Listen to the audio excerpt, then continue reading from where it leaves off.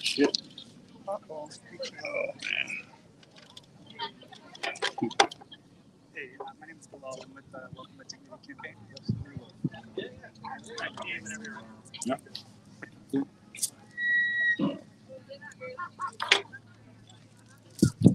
Yeah? Yeah. Oh, hold on one second.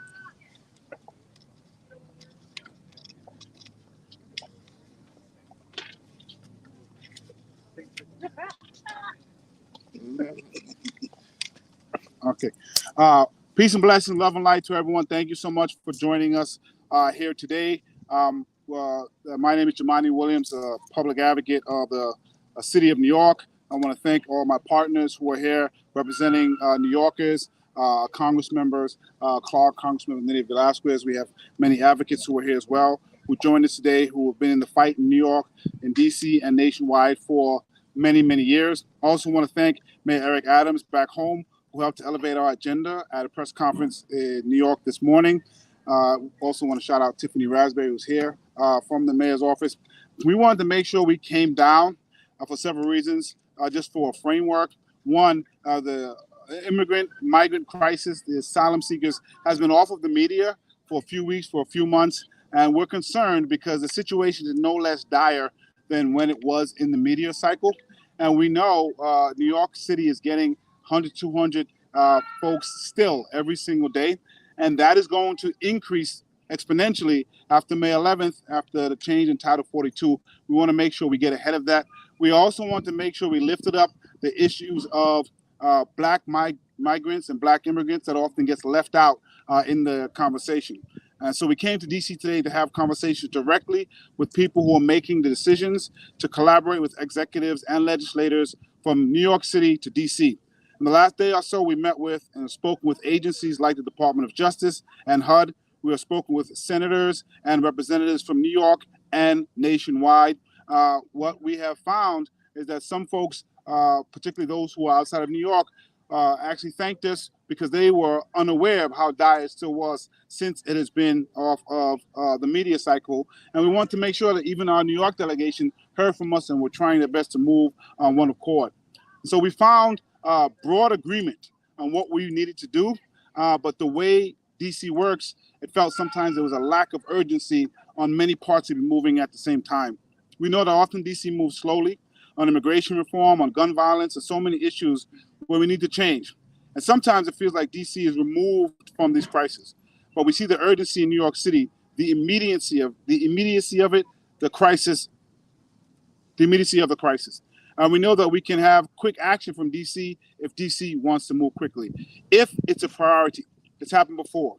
So in the immediate crisis, we are asking the federal government to support our newest neighbors, issue new TPS, temporary protected status, designations, redesignations, and extensions to immigrants from countries experiencing security, political, and or economic conflict, natural disasters, and health crisis, reduce the current 180-day waiting period for work authorizations to reduce case backlogs for asylum seekers, uplift dignity, not detention, cease all contracts with private immigration detention centers, repeal mandatory detention, stop family detention, and prohibit solitary confinement, and pass the New Way Forward Act.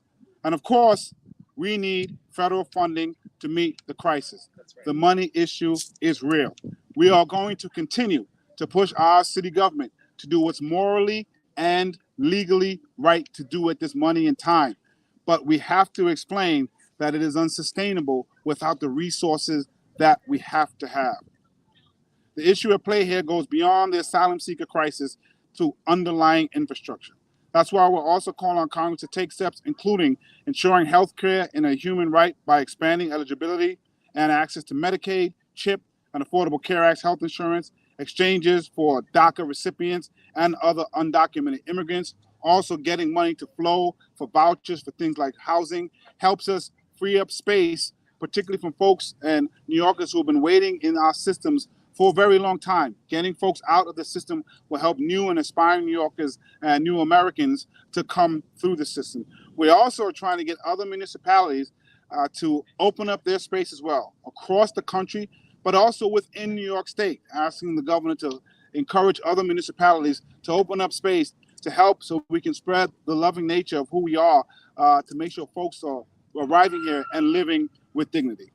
We further need to pass reforms, including pathways to permanent residency and citizenship, as well as clear the family and employment-based backlogs, recapture unused visas, eliminate lengthy wait times. Programmatically, we are calling on the administration to increase funding for language accessibility and immigrant integration, uphold the Fair Housing Act regardless of immigration status, reform immigration costs and fund legal services, process individual taxpayer identification number for all, enabling those without social security numbers the opportunity to file taxes.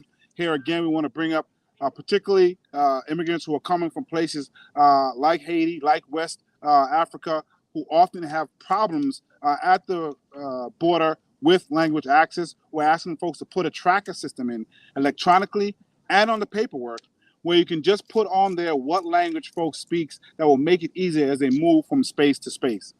Speaking of taxes, I want to say this. The burden of New York City finances that the mayor laid out is real. At the same time, cuts are not the answer, either to services being provided to asylum seekers or existing programs to New Yorkers who have been here for a very long time.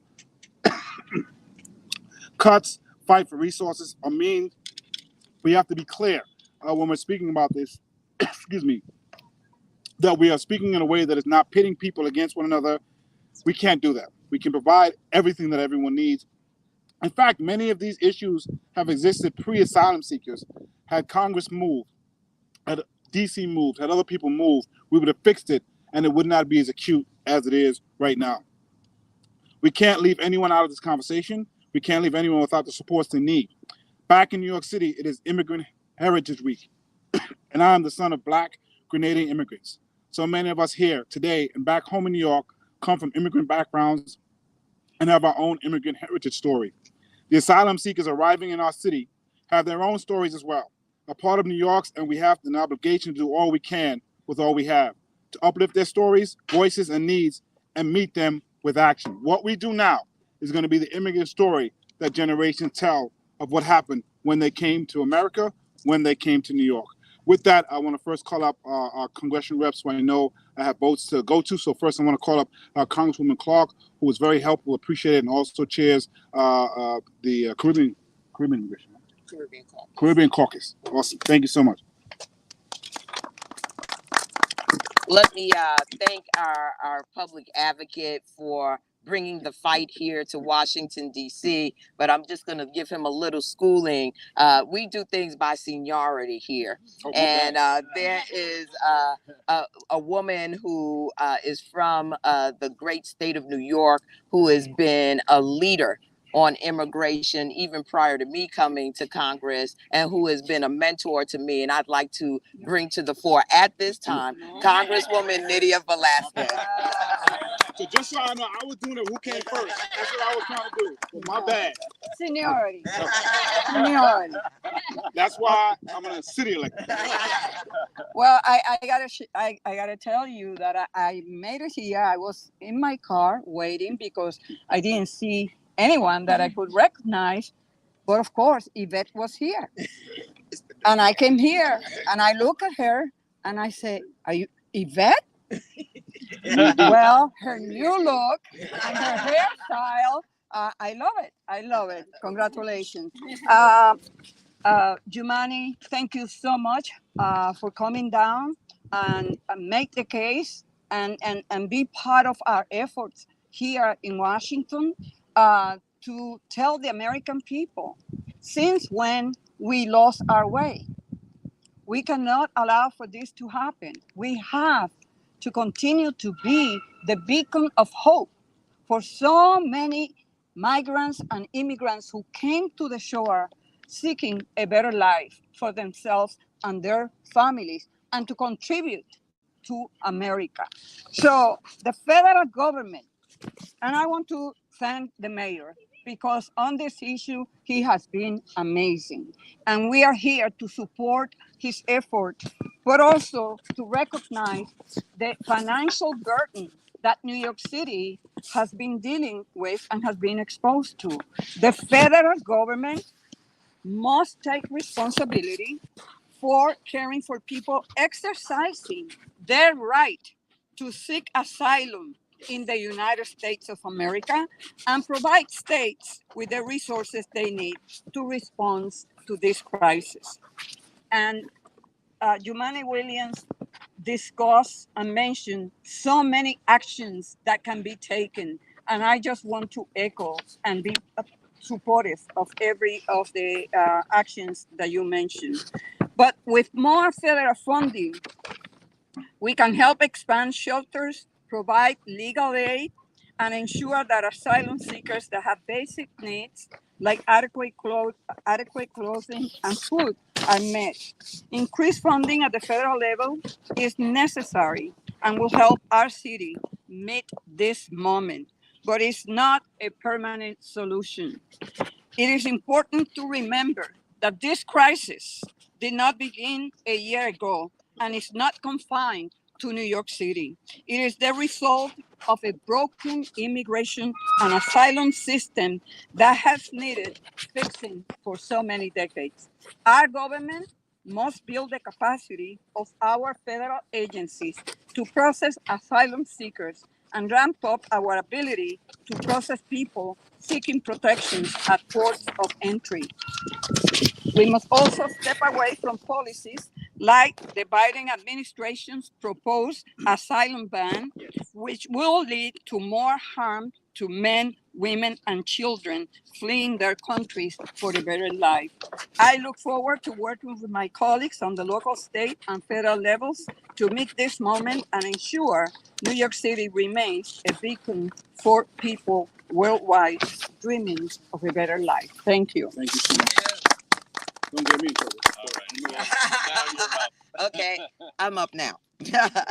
Let me say hello to everyone, hello to the press, hello to my colleagues and to the advocates who are here. I'm Congresswoman Yvette D. Clarke, and I proudly represent New York's 9th Congressional District in Central and South Brooklyn. I'd like to thank our public advocate, Jumaane Williams, for inviting me to speak here today to bring the federal perspective to this gathering. We live in a country where everyone's family has at some point chosen to come to these shores seeking freedom or a better life, with the exception of the enslaved African and the indigenous people. That's why we are here. We hear American politicians, even Americans themselves, say, love to call themselves a nation of immigrants. It's been nearly 250 years since the founding of our nation, and still America has managed to maintain that self-image, whether through forced migration of millions of African slaves, restrictive immigration laws based on unjust fears of inferior races, the nativist movements that encouraged immigrants to assimilate or leave. But the true reality of America's immigrant heritage is much more complicated beyond myth. It stands as the fundamental truth of the history of our great nation. The truth we understand our nation's immigration system today is impossible without knowing who's been kept out, let in, and how they've been treated once they've arrived. As it stands, our immigration laws have not been updated in more than 30 years. This has kept families apart for decades, limited our ability to attract and retain top talent, and forced millions of people to live their lives in a perpetual state of uncertainty. The values, courage, and tenacity of people seeking the opportunity for a better life should guide our effort to support the immigrant community. And as a daughter of Jamaican immigrants, I'm uniquely familiar with the intestinal fortitude required to make the arduous journey and work every day to achieve the American dream, despite systems in place to exclude and to castigate. As a senior member of the House Homeland Security Committee, as co-chair of the Congressional Black Caucus's Foreign and Immigration Task Force, and a founding member of the House Committee's Caribbean and Haiti caucuses, I have seen the glaring inequities and civil rights violations plaguing our immigrants in this nation. So let me be very clear. Our immigration system is broken. and I will not relent until our immigration system reflects a modern and equitable approach to this issue. The time has come for the values of our nation to be reflected in our immigration policies. We need innovative policies to support and community support to reimagine the immigration system in a humane, just, and fair manner. I am proud to stand here with my colleagues to demand additional federal aid to address the asylum seeker crisis. And let's be clear, this is a crisis, not at our southern border, but here in our communities and neighborhoods across this nation. We have a moral obligation to provide dreamers, TPS, and DED recipients with a real, manageable pathway to citizenship and permanent residency. Update the immigrant registry, clear the family and employment-based backlogs, and pass comprehensive immigration reform. They came here fleeing everything from political and economic conflict to natural disasters and health crises. They came seeking a better life. They came and made this nation a better and more prosperous place.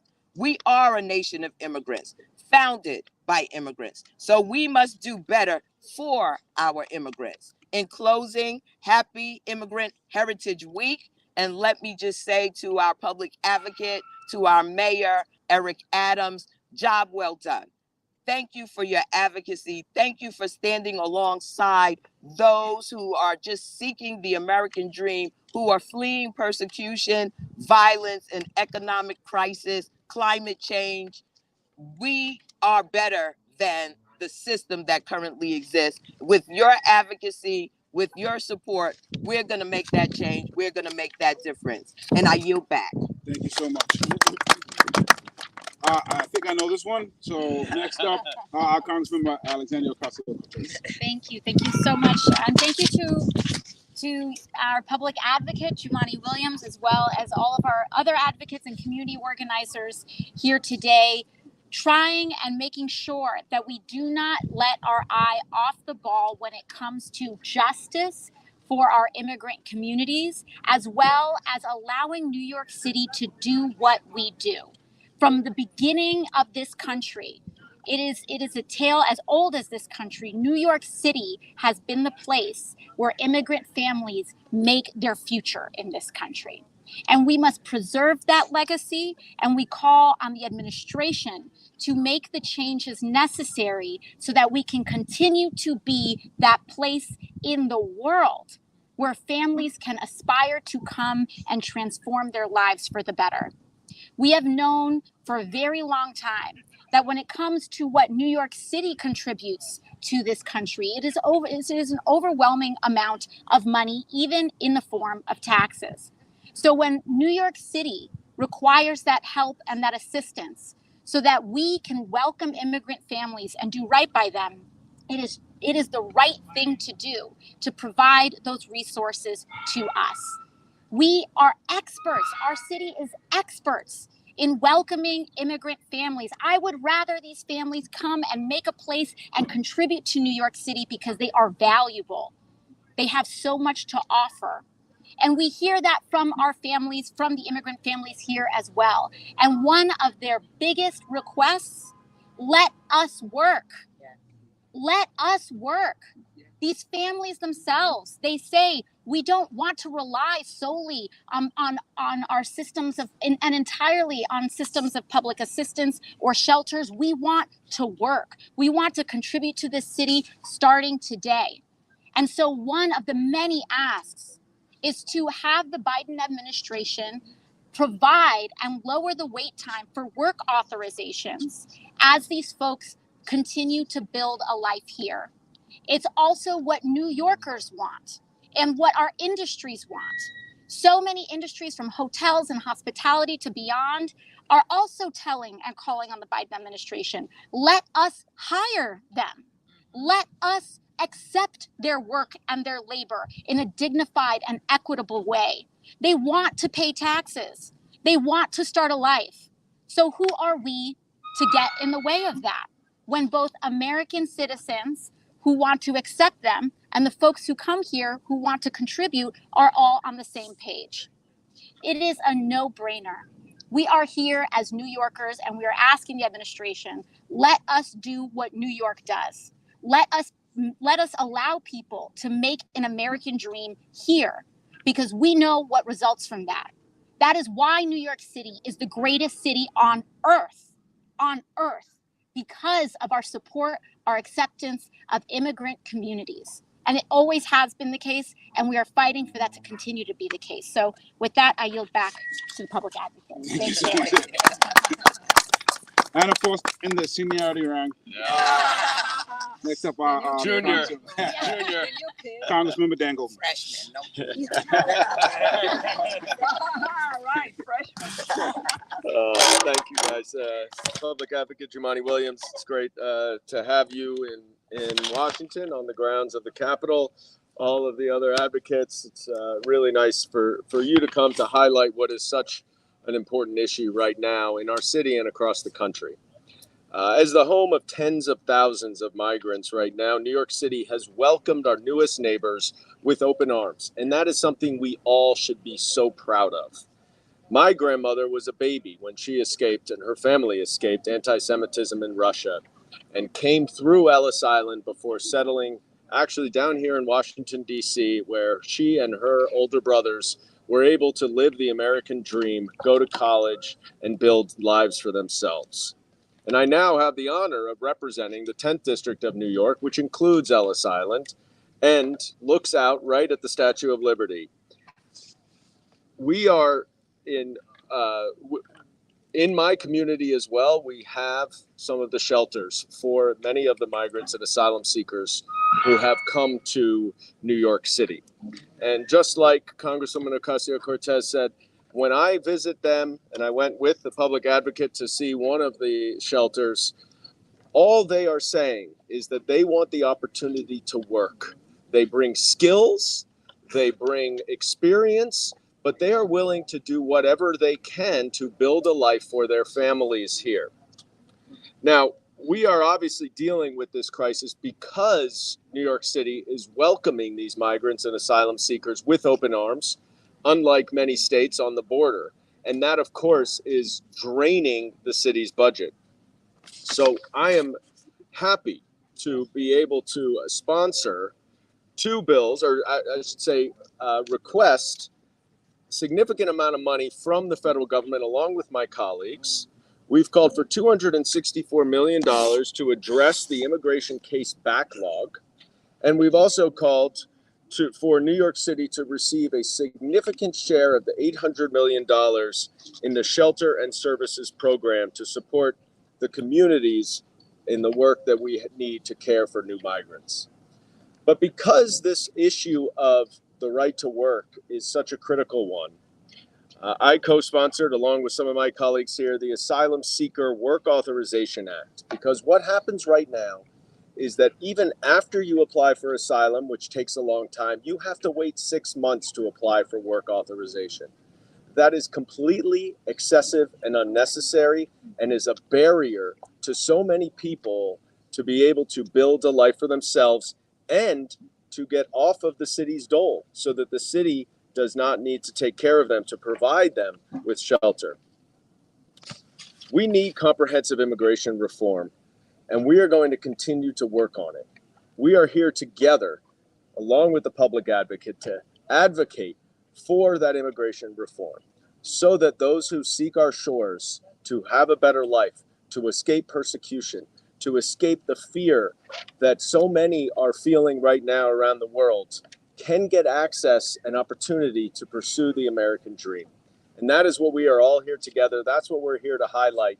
And it has to start right now with the administration providing the necessary funding for all of the migrants who are bused to New York City and welcome with open arms. So I thank the public advocate for coming down to highlight this issue.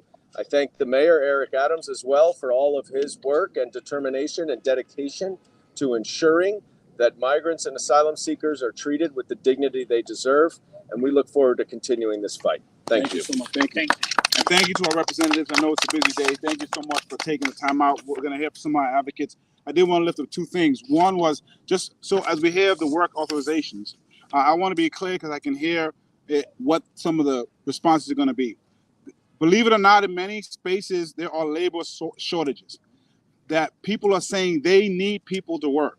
So these jobs won't be coming and be taken from other communities. They are available, and that we want to match the people who need labor with the people who want to work. That's all that this is, and everybody on many sides agree of how important that is. So I don't want to, again, pit us versus them. There's a labor shortage. We have labor, people who want to work and can't work. And secondly, just making sure we uplift them.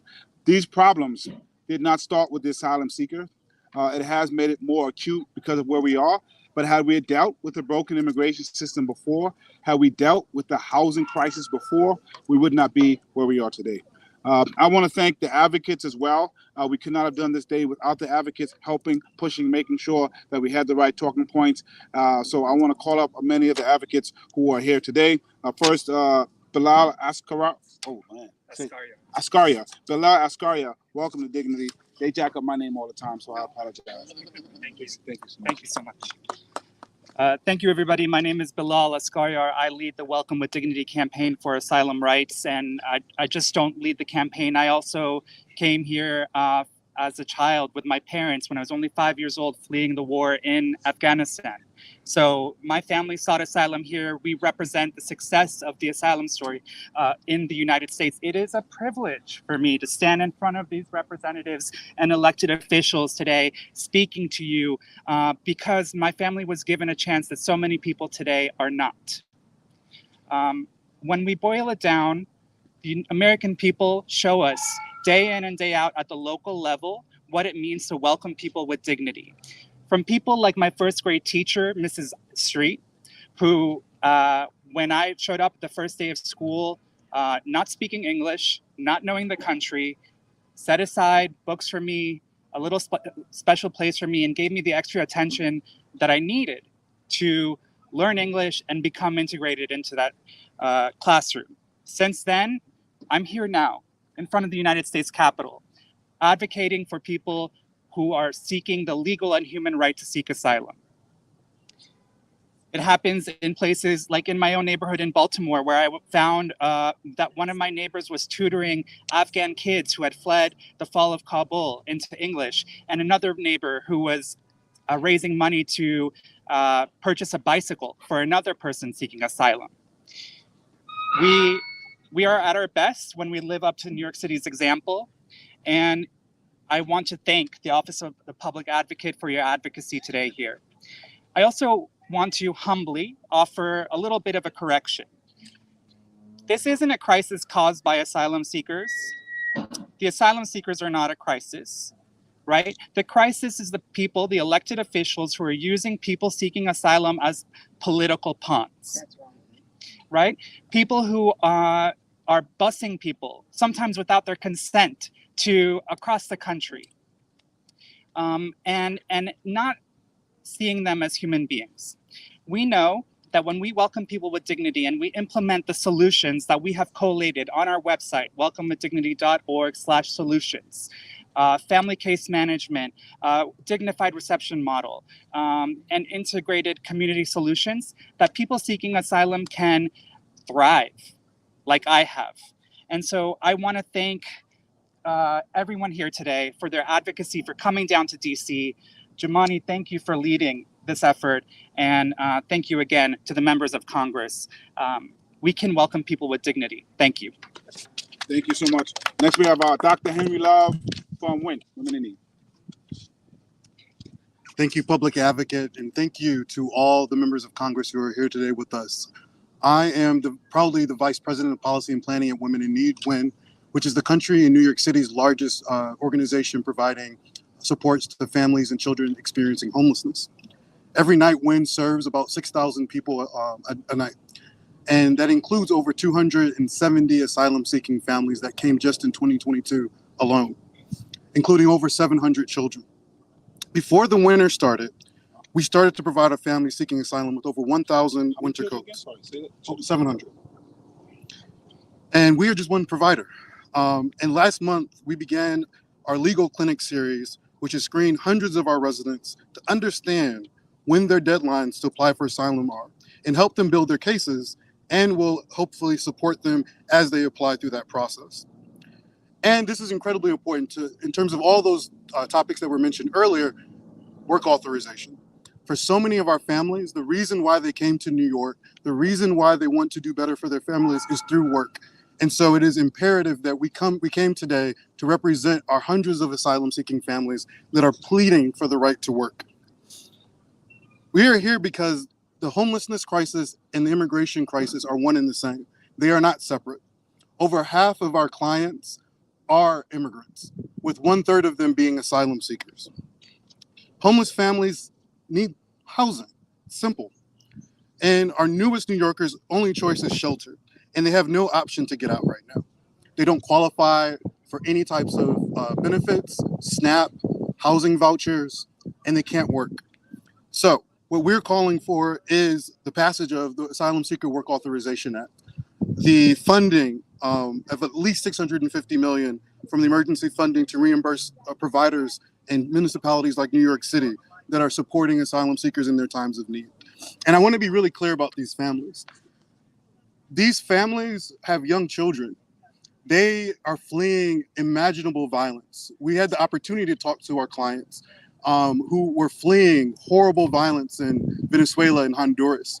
You know, one mother who had to leave her 4-year-old child behind and travel through the jungles of Central America with her baby in tow as she was also pregnant to come to the border and then to be re-traumatized at the border and then be shipped to New York City as a political pawn. These are the stories that we're hearing. People seeing their children as they cross the border floating and they're crossing the Rio Grande, seeing their baby float and thinking their baby is going to die.